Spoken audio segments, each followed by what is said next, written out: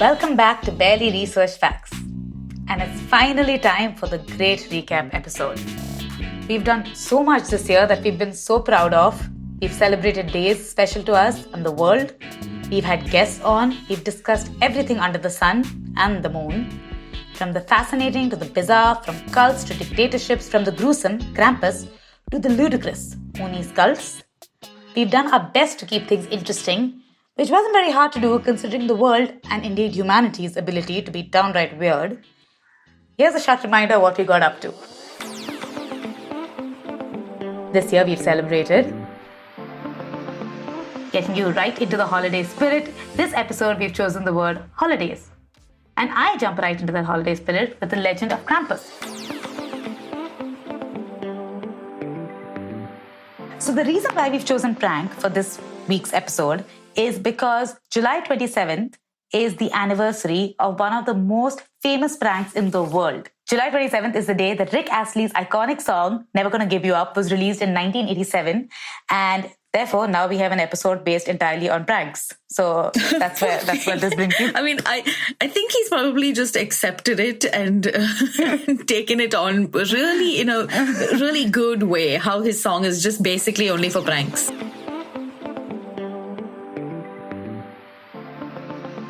Our word this episode is an Independence Day special. We're going with revolution. So a quick summary about what to expect this episode. So 3 days ago, it was the 23rd of November. Great maths there.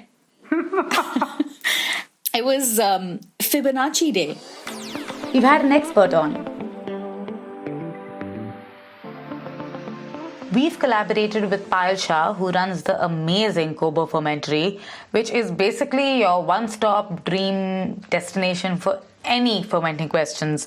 Payal is this fountain of fermenting knowledge, and every conversation with her has just been fascinating for both Shah and me. We've told stories, our tribute to the wonderful world of audio drama through some truly bone-chilling stories. Our first story is called Homecoming, written by Shah and performed by Yuki Elias. If you missed the first story we released, check out yesterday's episode. Today's story is an inedible treat. I mean, it's indelible. Hunger is written by Shah once again and is being performed by Vidyut Gargi. We've discussed cults.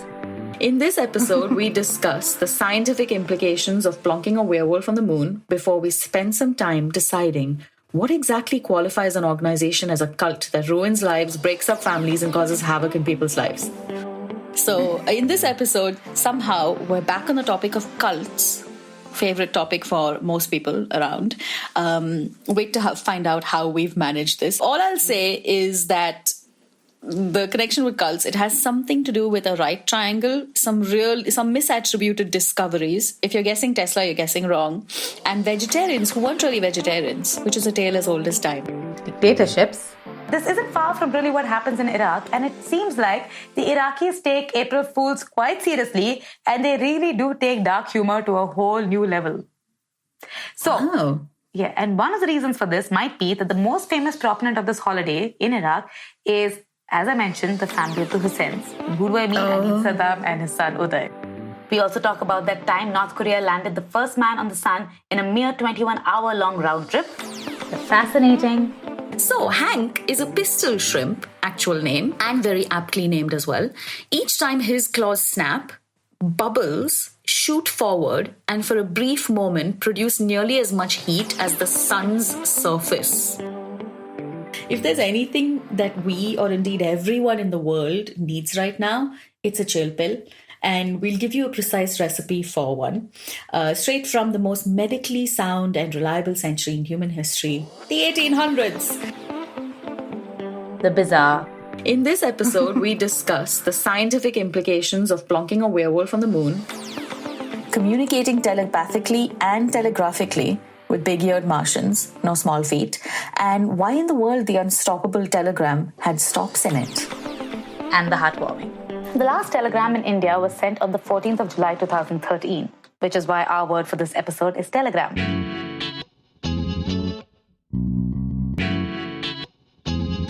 With that little trip down BRF memories lane, we hope you've come along with us on this journey.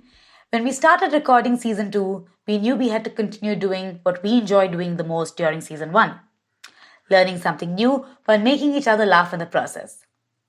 What we didn't realize is that we would have other people interested in this very same thing along with us. And we're thankful. We're really thankful for the feature in Paul Condo's currently on hiatus newsletter, Podcast Gumbo, and for our article featuring community podcast recommendations from listeners around India in Eric Jones's newsletter, Hurt Your Brain, to ManicPod, a podcast production house in Mumbai, for having Ragini on as a guest to chat about all the nooks and crannies that podcasting spreads into. And we're especially thankful to every podcaster who took the time to write to us or write back to us with valuable input and sometimes just a word of encouragement and praise. Right, so on to something just as exciting. We're not sure if you know, but BRF is a product from Art Now Thus, a media startup based in Mumbai. We wanted to take this opportunity to put a call out. For whom, you ask? Well, for any of you who is interested in making that first step with your own podcast. Art Now Thus proudly and successfully produces barely researched facts, and it has its arms wide open for fresh new ideas that can turn into the great new next podcasts. We'll help you nurture your idea into something real, something published, and something fabulous. If you think you fit this bill, get in touch with us at hi@artnowthus.in and we'll take it from there. And now, a great, big, very special thank you to the people who listen to us. Without you listening, without your feedback, good and bad, and advice, good and bad, we really wouldn't enjoy doing this as much as we have. You guys have heard so much about us, our likes, our dislikes, our quirks, the things that make us laugh, some warranted and some that are just straight up weird, and the things that give us the ache. Well, we had to dig around and had quite a lot of fun doing it. And we learned a thing or two about you. So, we learned that over 45% of our listeners are in India. Shock. Not a surprise, really. But what is surprising is that 30% of you are in the US. All those foreign relatives of ours representing. We also learned that 4% of you are in New Zealand. Oi, oi, Kiwis. And 56% of you are female or identify as female anyway, which we can't help but be extra proud of. Women are known to have superior taste. Now, before it gets weirdly sexist, let's get ageist. For the 28 to 34-year-olds who are spending all their time listening to us rather than adulting hard, because why adult when you can procrastinate? Thank you. Just thank you. We've learned that you're a diverse bunch and you gave our little podcast a chance. So, thanks. Finally, we also learned that you guys have gone just goo gaga over the episode Revolution, which says a lot. We will see you on the other side of this seasonal revolution. We've been Ragini and Shar, and you have been just awesome. See you guys. See you guys. As always, this episode was edited by Mohit Chandelier. Music for the episode is by Charita Arora. Bye.